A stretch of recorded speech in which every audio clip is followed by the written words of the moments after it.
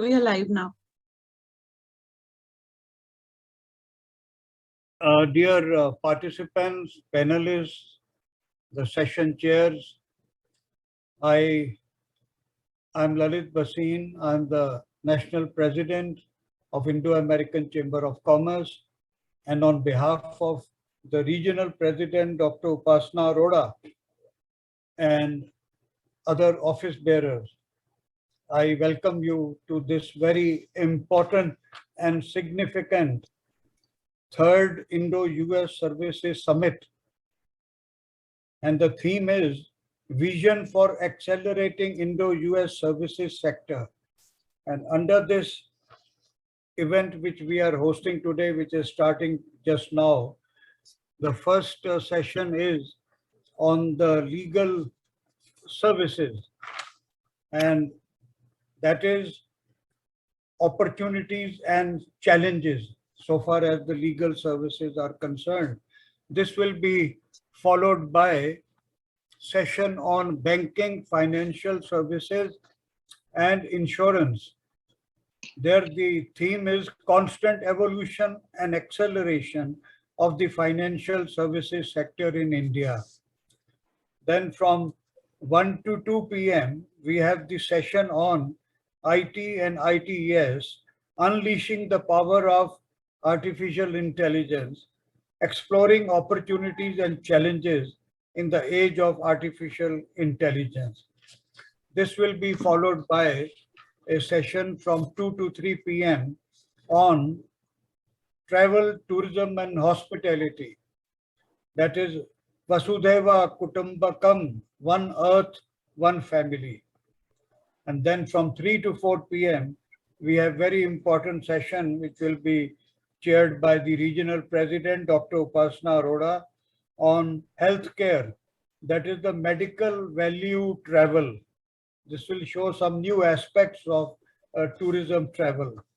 And then finally, we have the most important session on special session, which will be addressed by none other than the Honorable Chief Guest, Shri Piyush Goyal, Minister for Commerce and Industry, Consumer Affairs, Public and Distribution and Textiles, Government of India. This will be from 4 to 5 p.m. And so the present session on legal services is chaired by someone who has got in his genes the tracings of the not only the legal profession, but also the system of our administration of justice. He belongs to a very esteemed and respected family of lawyers and judges. And his father, late Shri R.S. Pathak, one of the most brilliant judges we had, was the Chief Justice of India. So you have Mr. Anand Pathak to chair this very important session on legal services and what are the opportunities and challenges. An excellent panel is in place, and that I will leave it to Mr. Anand Pathak to take the session forward. So all the best to you for the deliberations which will take place in this session and the sessions to follow. So over to you, Mr. Pathak. Thank you very much, sir, Mr. Bhasin. I have to make a disclosure. He has been my mentor for the best part of my life. So thank you very much for those kind words, sir. Good morning, ladies and gentlemen. A very warm welcome to all of you in this session on legal services, opportunities, and challenges. I'm Anand Pathak, and I'm moderating this panel. And with me are a wonderfully experienced set of speakers who are familiar with rendering legal services to US corporations investing in India and engaging in business in India, as well as Indian companies investing in the US or listing on the US exchanges. Let me introduce the panel members to you first. Our guest of honor today is Mr. Suhel Daud. He is the legal attaché in the US Embassy in New Delhi and is from the Federal Bureau of Investigation. Mr. Daud was born in Bareilly, India, and entered on duty with the FBI as special agent on April 18, 2004. He is an expert on national security investigations and counterterrorism undercover operations. He is the recipient of the Director's Award for International Investigations for his work on the 2019 Sri Lanka Easter bombing investigation, which is the highest award for an FBI agent. He will be speaking first and will introduce us to the issues of providing legal services to US companies and his rich experience on cross-border matters, including law enforcement and cyber cooperation between the US and India, and the importance of sharing information in real time and protecting consumers both in the US and India. The second person on the panel is Ms. Anku Khanna from the law firm The Attorneys. Anku heads the corporate and commercial group of the law firm and has for more than 23 years of practice as a corporate lawyer and company secretary advised many Indian clients and US clients. She is an M&A lawyer and has been involved in private equity, technology transfers, and capital market transactions, including issues arising under POSH and the labor, intellectual property, and employment laws. Next is Ms. Mitali Mehta, who is a partner in Desai Diwanji's Mumbai office. Mitali represents clients in both domestic and cross-border M&A transactions, private equity investments, venture capital, and infrastructure transactions, and has been very active in the structuring of various cross-border transactions involving US companies over the years. The next person on the panel is Mr. Sanjay Gulati, the Executive Vice President and Group Head Corporate Indirect Taxation of the GMR Group. Sanjay is a seasoned practitioner of indirect taxation, especially in the implementation of GST across the energy, infrastructure, airports, and aviation sectors. He is also very familiar with the practice of IP and company law and competition law matters. He will speak on issues relating to the taxation and regulatory environment in India, FDI, investment treaties, and FEMA. I will stop here and request Mr. Daud to speak on his experience with US and India and the markets. Thank you, Mr. Daud. Hi, good morning, everyone. Anand, thanks for the generous introduction. It's a pleasure to be with these esteemed set of colleagues, and I'm ever so impressed by the caliber of people I meet here in India, and I'm very honored for that. As I'm here today to discuss the topic of utmost importance is the advancement of legal service sector between our two nations, India and US. The service sector plays a vital role in our economies, contributing significantly to growth, employment, and innovation. But firstly, like a quick introduction. As Anand stated, my name is Suhel Daud. I'm an FBI agent, and I've been an FBI agent for close to 20 years now. Full disclosure, I am not a lawyer. Think of me as someone who brings you clients. And with that, my first few years have been spent in US, but I've spent about 5 years in India so far. And I oversee the India office, South Asia office for the FBI, which is the 6 countries around India. And this is the biggest office FBI has in Asia. This is a testament to how important this relationship is for the US government, and how important it is for us to have a transparent exchange in law and order. My office is probably the 4th or 5th biggest office in the world for the FBI. And this has been a change in the last 5 to 10 years. In 2014, we were an office of 2 people. Right now I have 11, and we are about to add 2 more, which is really big for an FBI office because we are predominantly based in India. Again, this is a testament to our relationship. So it's a pleasure being here. So let me talk about what's been happening in our worlds. So recently, Prime Minister Modi had an incredibly successful visit to US, and President Biden made it very clear that this relationship will be the defining partnership of the century. This was one of the best visits by a statesman to US, and it's been covered in all different ways, success in every which way. Our ambassador, Eric Garcetti, attended all the meetings, and he stated, not only was there natural friendship and real partnership, I was also struck by the depth and the breadth of the truly important initiatives announced, demonstrating once again how India and US are collaborating on nearly every human endeavor.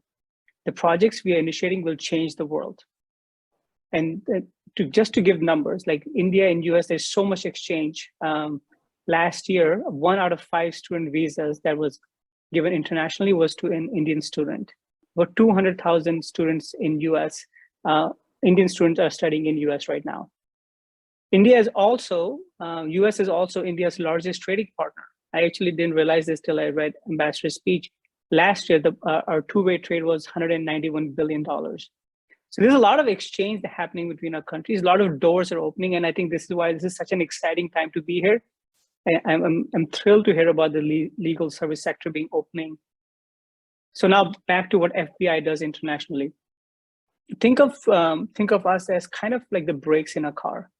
I am often like, I'm like kind of a wet blanket in these meetings because, as fast as you want the car to go, the brake serves a very important purpose. It helps regulate the speed. It helps stop accident. It helps you like trust your drive. We are here to liaison with the Indian law enforcement at every level, from official MLAT processes, where we are working on extradition on Tahabur Rana.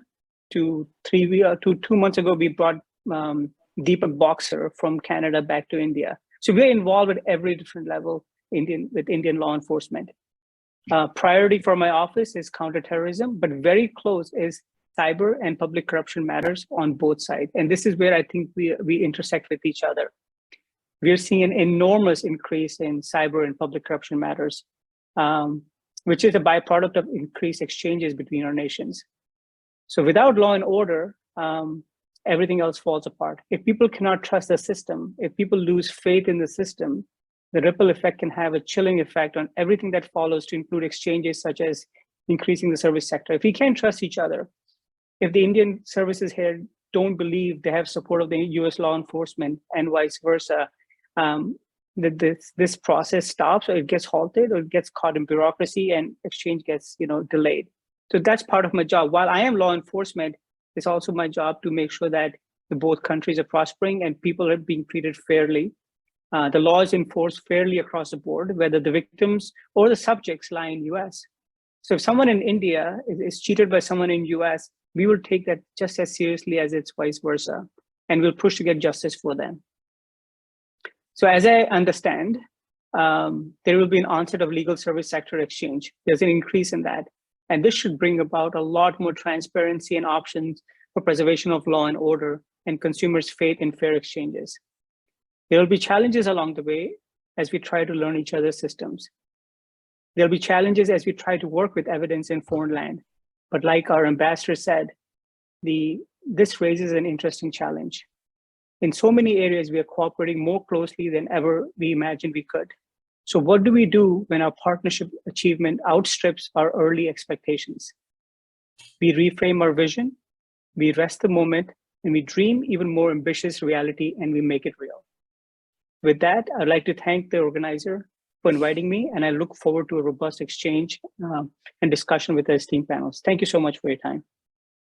Mr. Pathak, just a brief intervention for information of Mr. Suhel Daud, that our Indian legal profession, and particularly the Society of Indian Law Firms and the Bar Association of India, we are very actively cooperating and coordinating with the American Bar Association, with whom we have excellent and cordial relationship.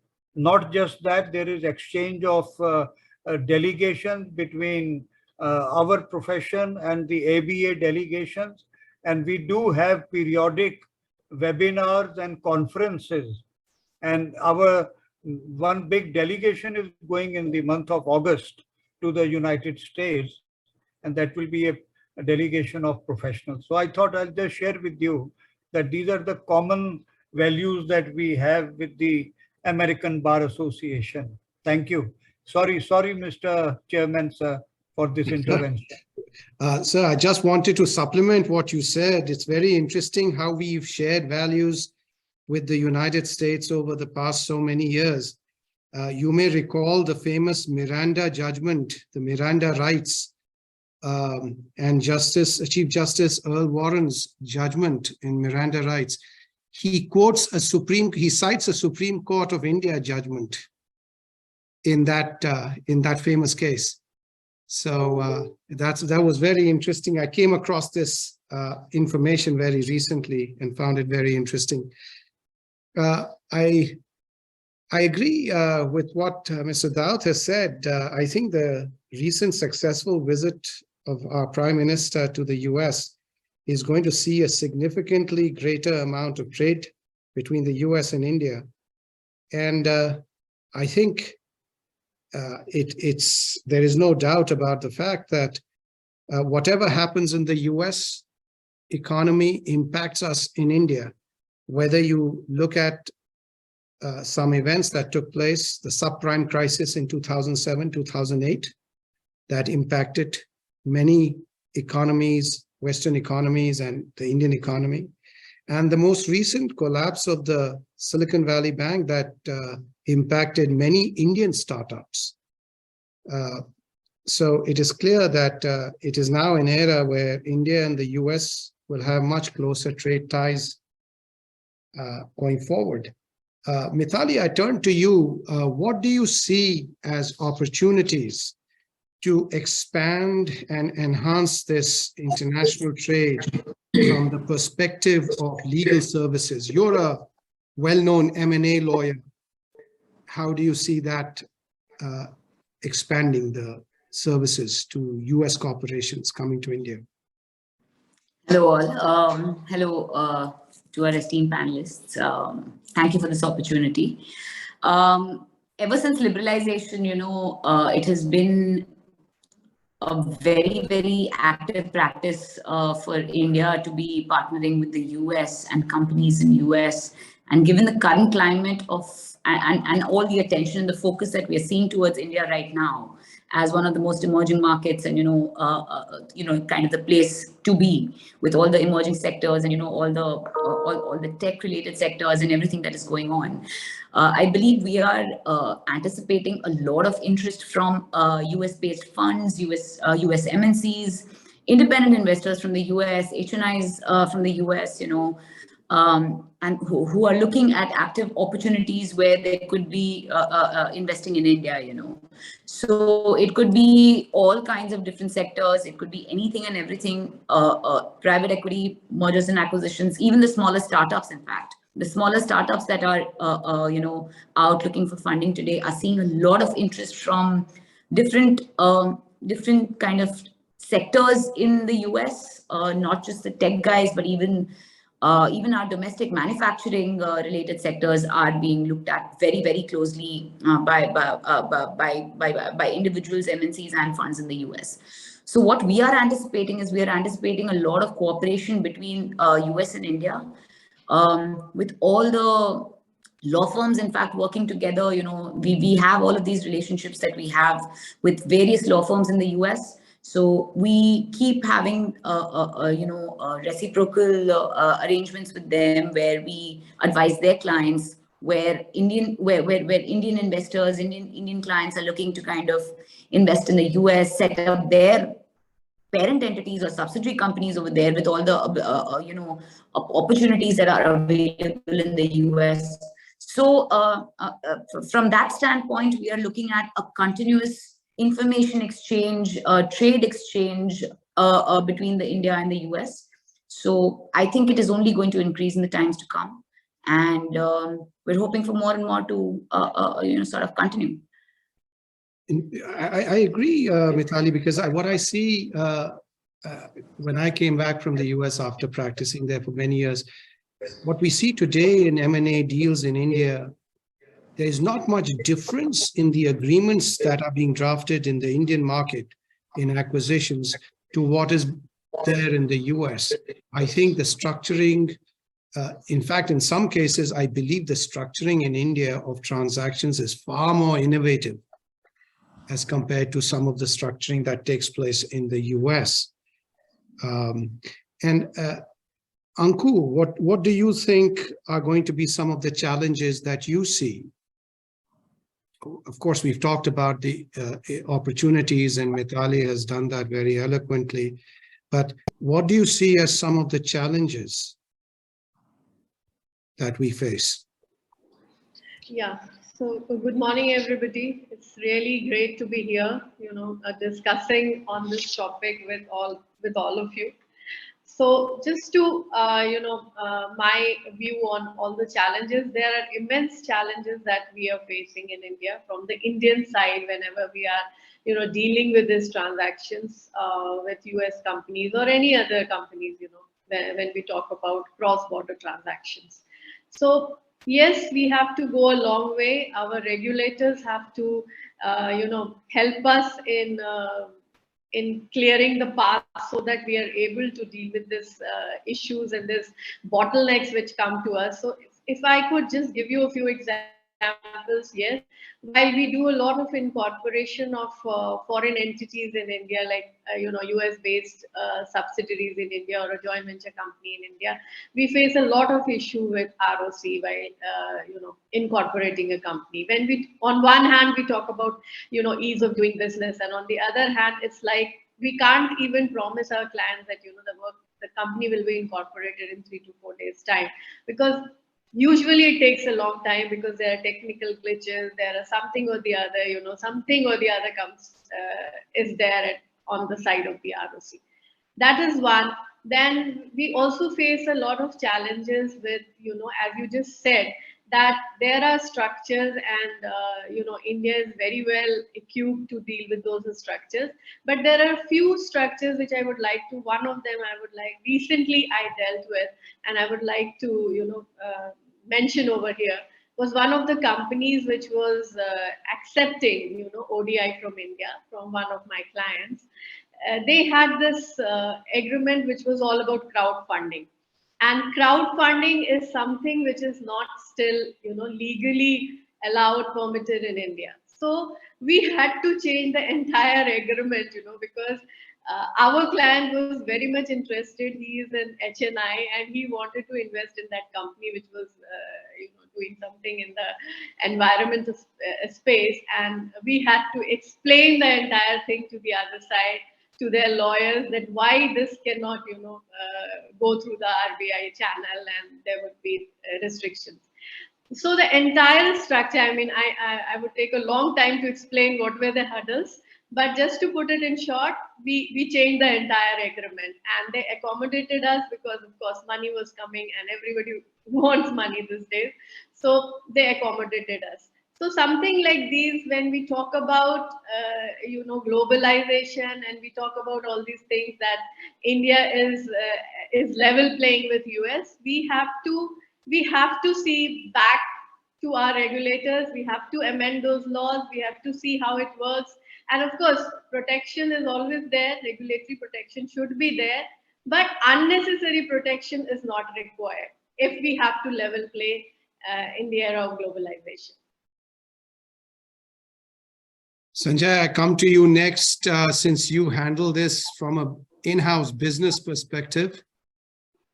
What do you see in terms of the impediments to doing business in the United States and vice versa for GMR and otherwise for companies in India? Yeah, I think thanks, Anandji, for this opportunity to interact with all of you.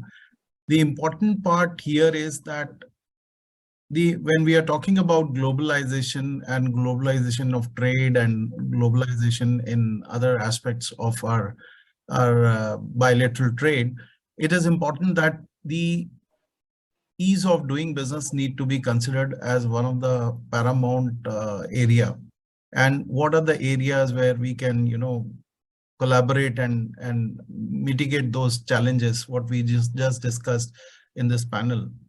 And coming back to the point that like our from an India and US perspective, when we see right now we don't have much footprint in US market, but yes, certainly when we see we invite collaboration arrangements between the trade partners from US to India and who participate in this area of business. Like we are into a specialized area of operation of operating and developing, operating and managing airports.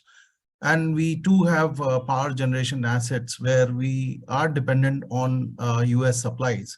So from that standpoint, yes, it is quite important that, you know, our cross-border trade has to be seen from that perspective. So I hope I'm getting to what you are trying to ask. Right. Let's go into some specifics. And I request Mitali also to chip in here. When we talk about Indian companies investing in the US and US companies coming into India, what are the specific issues that you have seen over the years? For example, you know, there was the Enron crisis that gave rise to Sarbanes-Oxley in the US. Now, there was a period of time in the turn of the century when a number of Indian tech companies and other companies like banks, ICICI Bank, HDFC, they went to the US to list on the US stock exchanges. And Mitali, for some reason, after Sarbanes-Oxley, we don't see so many companies going out to list their ADRs on the US stock exchanges. Instead, they sometimes focus on the Luxembourg Stock Exchange or the London Stock Exchange, but we don't see them going to the US, which should be the primary area for investment in terms of grabbing hold of available capital, right? Absolutely. I think what happened after the Sarbanes-Oxley was that the compliance of the SEC in India, in the US kind of became very stringent. Now, the manner in which business is undertaken in India and the manner in which you know, the compliance requirements that have been stated in the Sarbanes-Oxley Act, you know, that kind of, there has, if I may use the word, there has been a little bit of a mismatch, or, you know, sort of I mean, we're not in a position right now to kind of adhere to every single compliance requirement that they have. But having said that, I would want to kind of I would want to kind of draw everyone's attention to the fact that Indian companies today are looking more and more into what we're calling the SPAC mergers. So given the fact that there are no direct listings happening on the stock exchanges in the US, they are kind of routing the mergers through indirect structures, say through Singapore, you know, the entities, they are forming special purpose vehicles in other jurisdictions, which eventually are looking to get listed on the US stock exchanges. So the idea is that if the capital is not directly getting deployed, I think we are sort of doing it in an indirect manner. That doesn't mean that we are kind of trying to circumvent the Sarbanes-Oxley related regulations or what the SEC prescribes. It's just that we are kind of putting in, we are doing our business through Singapore or other jurisdictions like that, and then we are going ahead and listing on the US mergers, which is giving a lot of value to the shareholders in India. So the companies in India are then deriving value out of those mergers, which have been undertaken indirectly rather than doing it directly. Right. Anku, to come back to you, what do you see as challenges when it comes to litigation, international litigation and arbitration, and the enforcement that occurs of arbitration awards? as we have seen, a number of companies have, US corporations have got into disputes with Indian companies. And you see this generating arbitration awards from Singapore or London, and then bringing them for enforcement in India, where we have a backlog of more than 5 crore cases pending in various courts in the country. Do you see arbitration becoming a major hub in India? Do you see that India will rise up to the challenge of becoming a major arbitration hub? Because a major arbitration hub requires speedy justice, requires a quick enforcement of awards. And do you see that in your experience?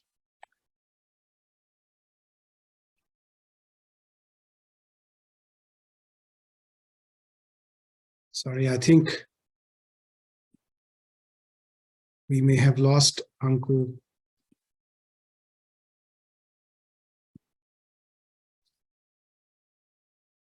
Sanjay, do you want to address that? I think I'll pass over. Okay. Mitali ji? Sure, I can step in. You're right. At the moment, given the way the current, judicial system is working, there is a lot of backlog, and there is a lot of, the time taken is a lot more than what international players would kind of anticipate. So a lot of times, what we see in our agreements is people go to the ICC or SIAC or some of these international centers are kind of chosen as the forum of preference. What we do need is something akin to a SIAC rules, where we are that's Singapore International Arbitration Rules, where the process that has been laid out is a lot clearer, and the timelines, there are specific timelines which are given. Another thing that we should point out, it's not just the judicial system, but it is also the players, even the litigants themselves. Sometimes it's the litigants themselves who seek extra time, who are kind of trying to delay the process. So I think it's a two-way street. I don't think we can only say that it's a problem with the judicial system. I think it is also somewhere where the litigants need to kind of be ready for the speedy remedy, where most international players are.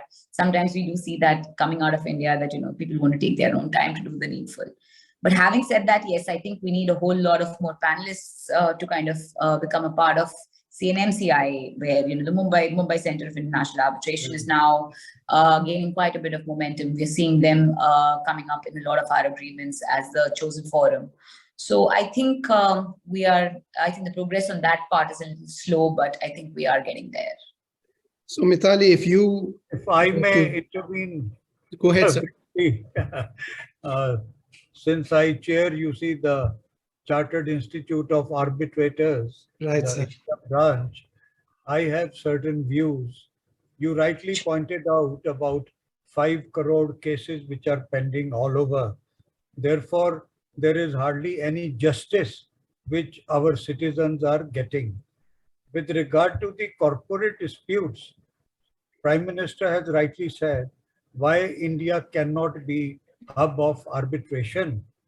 We have situations where two Indian parties, they decide to go to Singapore, SIAC, to get, their disputes resolved through arbitration. What is the reason? The reason is firstly that we do not have good arbitral institutions in this country, which are, I can't say comparable, they can't be comparable in a short period with Singapore or ICC or LCIA, anywhere, or even the Dubai DIFC and all that. Therefore, what is required is creating good institutional arbitration, as presently the ad hoc arbitration, which is monopolized. I don't want to use the expression cartelized by the honorable retired judges and by the legal professionals. I think you have to broad base it, bring in the experts, architects, chartered accountants, other people to bring arbitration. But arbitration, let us see the reality, has failed to take off in India. And it is also due to the fact that government is the largest litigant. Arbitration, they have to take the lead in that. And enforcement of award again is a problem, as you very rightly pointed out. Therefore, then what is the way out? A part of ADR, an integral part of ADR is mediation.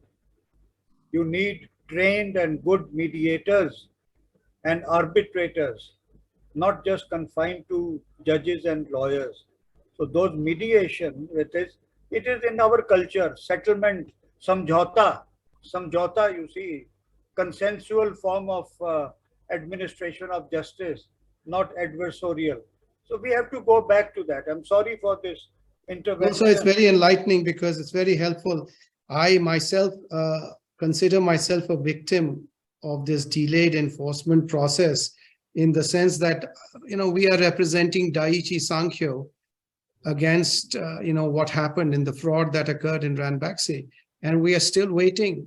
It's been over 7 years. We're still waiting for the money. I think, as Mr. Bhasin rightly pointed out, mediation becomes the first step. But I think mediation in the Indian for the Indian sensibility, it's more like a stepping stone. Okay, yeah, we just need to move on to arbitration. So let's just tick the box. I think that is what happens. I don't think we really go down the mediation road. I think it is always mediation is just while we are prepping to undertake our arbitration and kind of advise our clients that, okay, complete the process, but we are going to go into arbitration in any event. So I think it is also the intent which matters over there.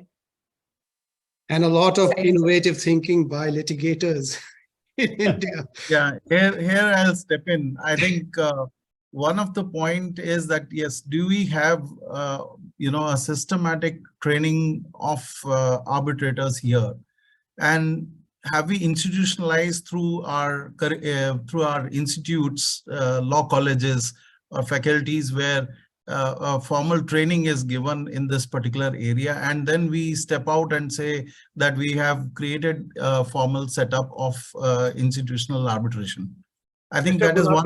Mr. Gulati, yeah. Please join the Chartered Institute of Arbitrators. Sure, sir, I will. Although we train mediators and arbitrators. Yes, sir. Yes, sir. No, I'll be very happy to do that. And so this is where I think we need to have that formal setup where, we can provide that global standard education in this particular area. And even the trained professionals like me or somebody else who may not have worked in that particular area of arbitration, but if we can be trained to, handle this, then I think with lots of our experience at the back, we can do justice in this area. Good. Thank you, sir. Let me raise another question, Mitali, if you can help me, because we have Suhel here. So let's use that opportunity. And Mitali, if you were to want to set up a practice in New York, what would you need? What would you need to do? Capital, foreign exchange from Reserve Bank of India? I would first need to clear the New York bar, so I don't really know. No, but you also need a visa, right? You need a visa. A visa from Suhel. You also need a work permit in the US, right? Absolutely. Apart from those administrative, I know you'll go through the New York bar without a second. I have no doubt about that. But we need Suhel's help to get us the visas, to get us the work permits in the US, to allow us the H-1Bs, etc. I don't know whether an H-1B would allow us to set up a law firm, because an H-1B typically would require, an H-1 visa would require an employer to employ us.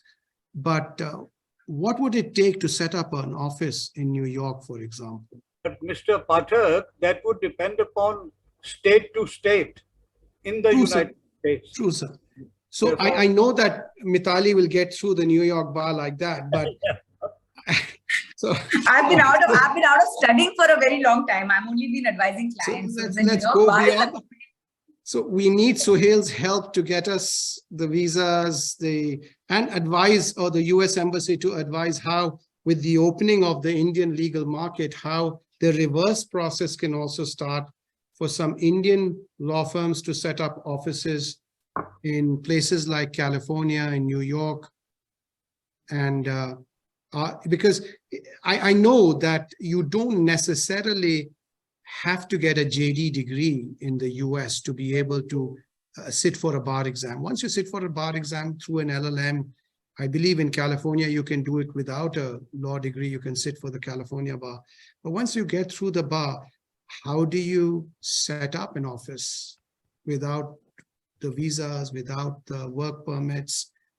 You know, so this, from both sides, we need a little bit of help.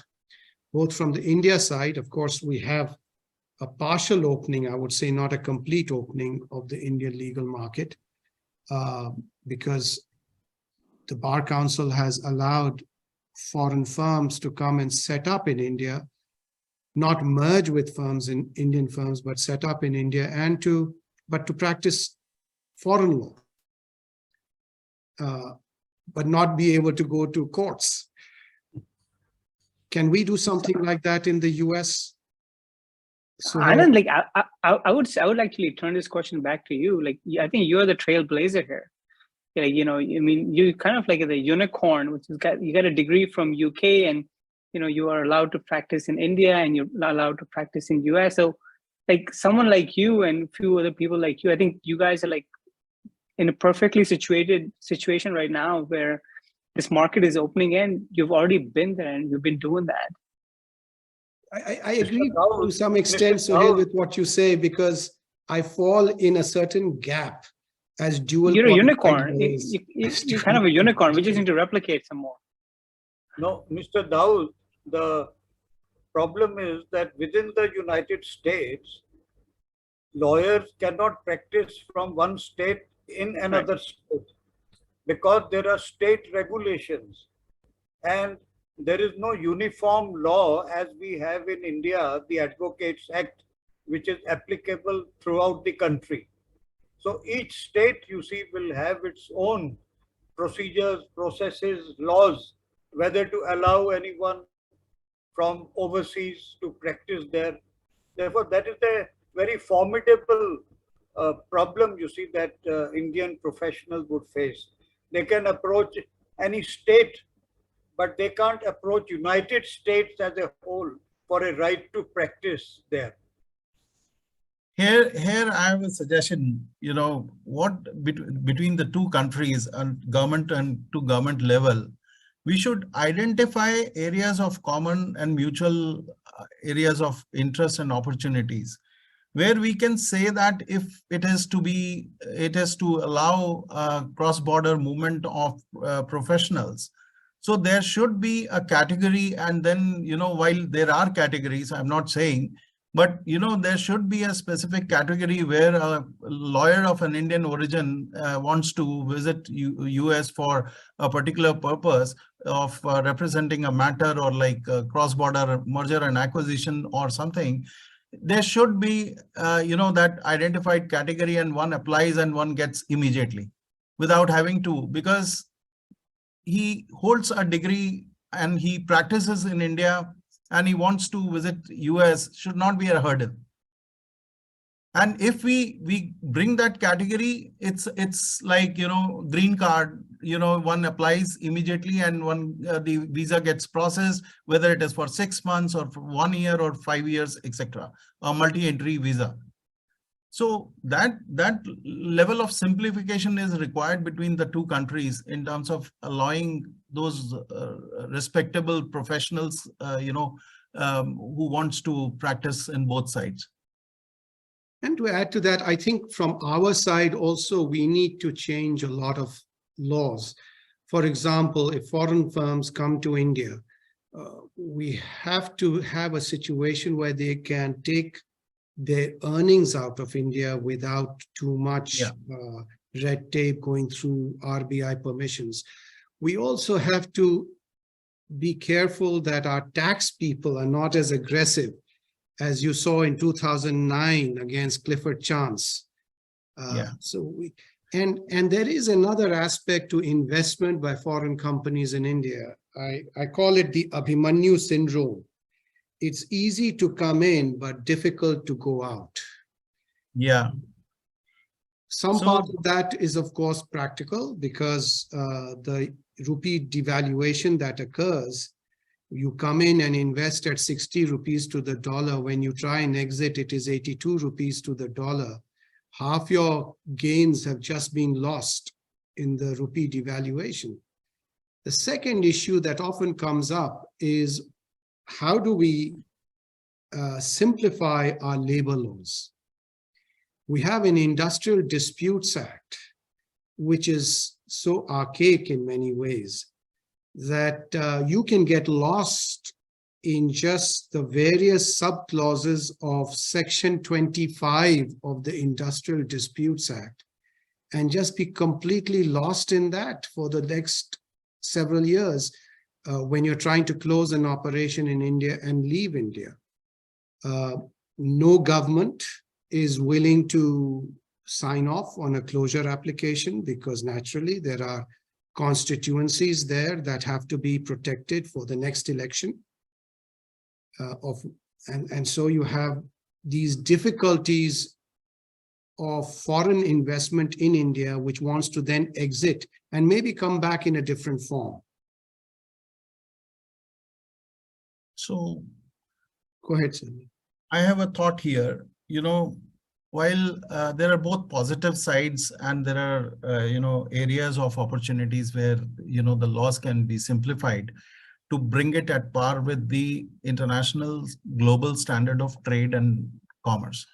Now, what we see is that if we talk about the foreign exchange control issues, whether we can look into and identify that this is a particular type of investment coming into, say, for research and development, then they should give a wide open window of investments into India and allowing that repatriation of the income, if at all, is coming from India. And if it is rightly taxed in India and India gets a share of its taxation from that income, they should not have any inhibition in terms of allowing repatriation of that fund, whether with a lock-in period of 1 to 3 years or a reasonable period of 1 to 3 years, because when you invest into a particular country, the country would like to reap the benefits of that investment, that it doesn't want that those benefits are immediately repatriated outside of India.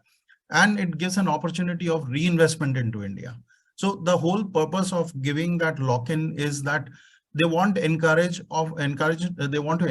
reinvestment back into India. And because Indian resources are getting used in terms of, when somebody is doing a trade from India. So that is one aspect. Second aspect is FDI norms and regulations need to be relaxed and identified that which are the area or sectors where, they can specify. If a pharmaceutical company has to invest into India, they should make sectoral specific, while there are sectoral specific legislations, but they have to be open-ended in some way, taking care of these exchange control mechanism, taking care of taxation policy within it, ensuring that the investments are protected in India through the bilateral investment treaties which countries sign. And third is that how do we make tax treaties also flexible enough to not lead to double taxation. And one example of the challenges from a taxation policy standpoint, which most of the companies and enterprise face, if a US company is investing into India, there is always a threat of the permanent establishment of the foreign company, the parent, setting up in India.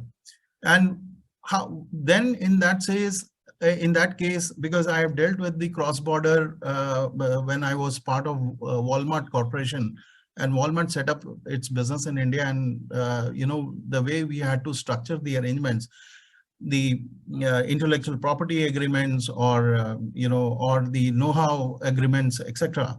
So through them, But there is a movement of people also. The expats come in because they carry that inherent knowledge of that business. So the knowledge transfer or know-how transfer, and I think requires some time to stabilize the Indian business. So because of the presence of a foreign national in India more than 90 days, there is a threat of that the US company becomes a PE, even though there is a subsidiary being formed here. Yes. But still they want the US company to become, liable to Indian taxation for that cross-border services which has rendered from the US.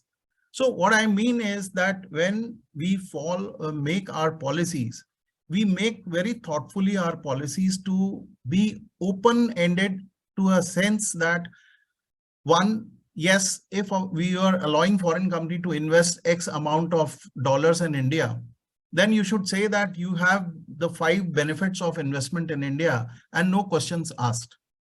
So when we do under that, and that gets controlled through a filing process.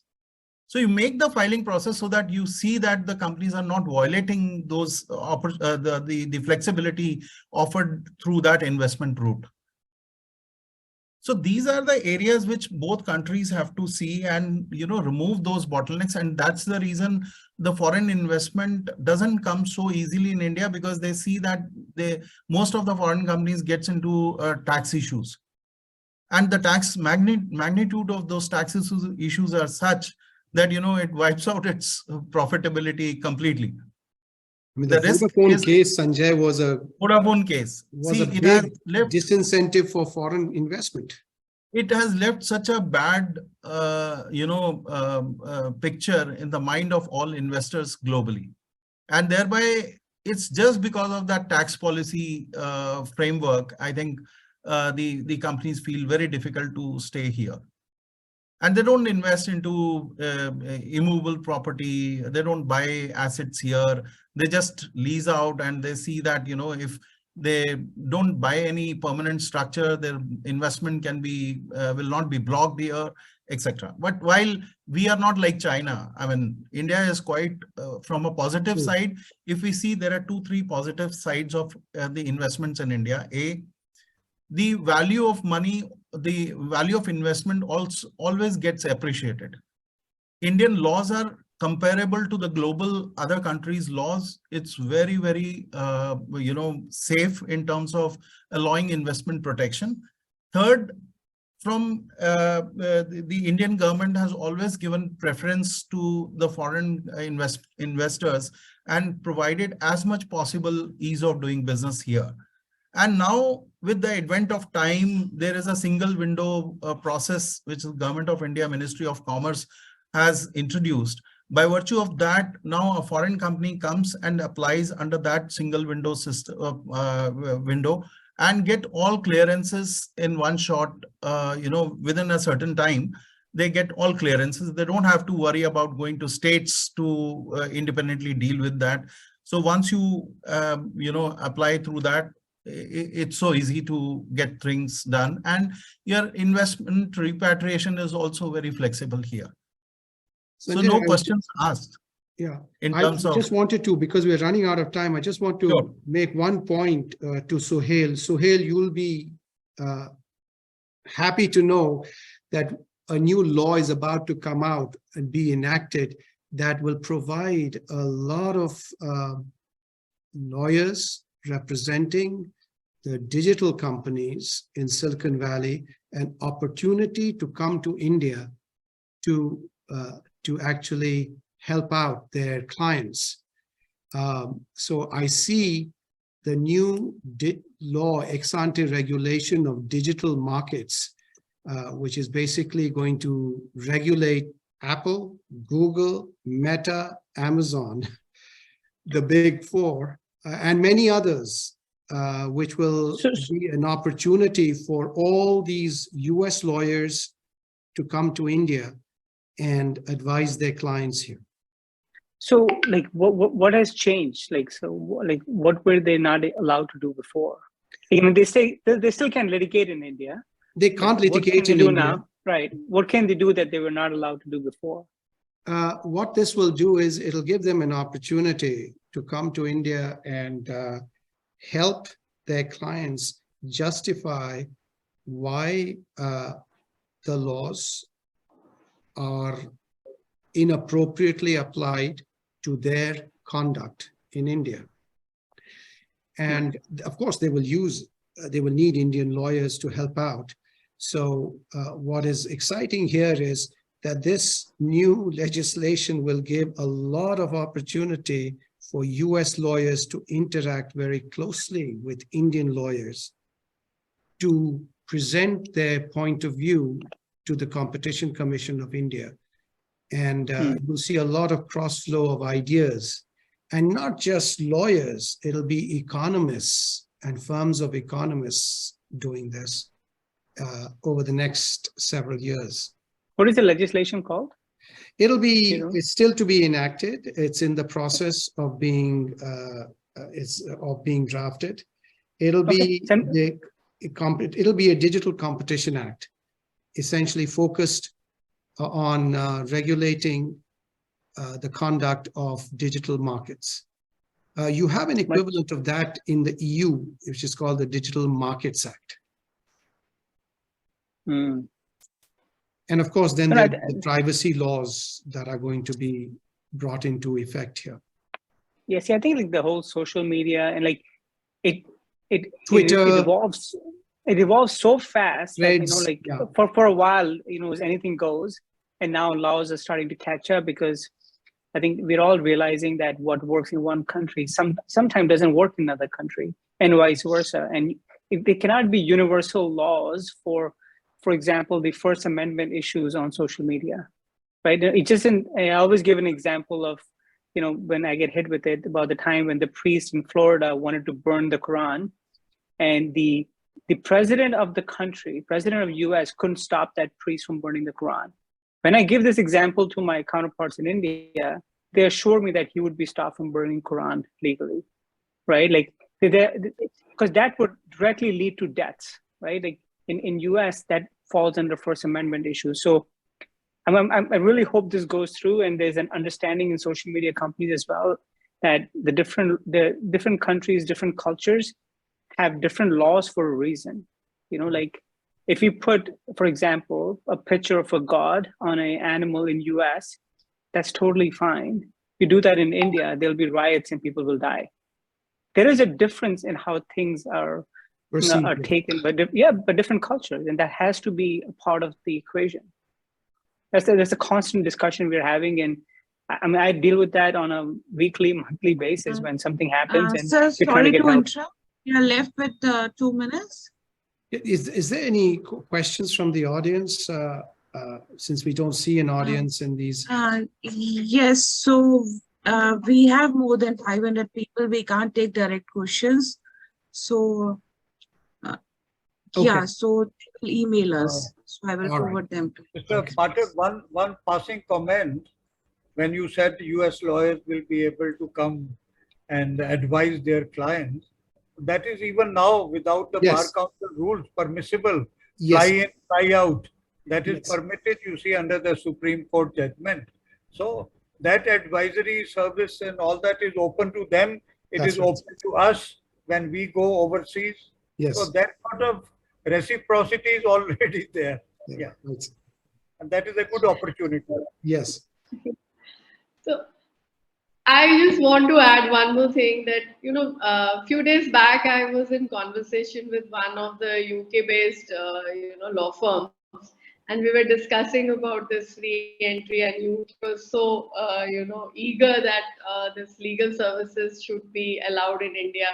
So when we were interacting, and it's a big law firm over there in UK, and when I was talking to him about it, so all these law firms are, waiting to take the first step. They're very wary to, as of now, to come to India, and they want that somebody takes the first step, and they just want to first see how it pans out in India, how things take shape.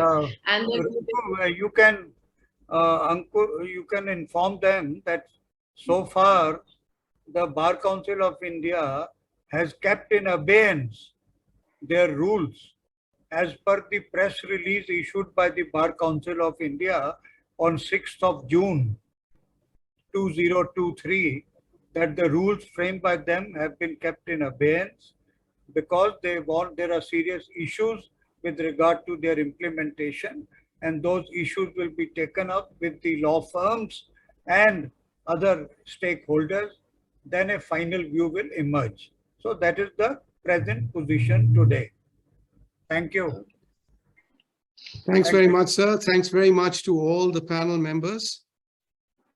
And we are back to the organizers. It was a great session, a great learning experience.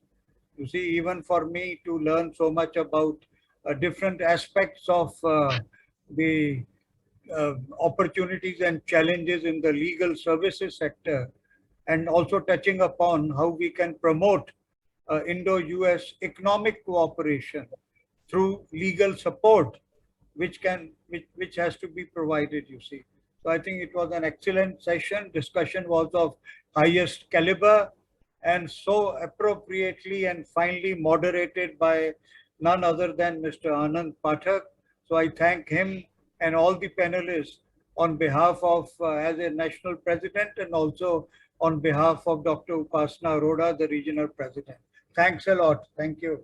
Thank you. Thank you. Thank you. Thanks.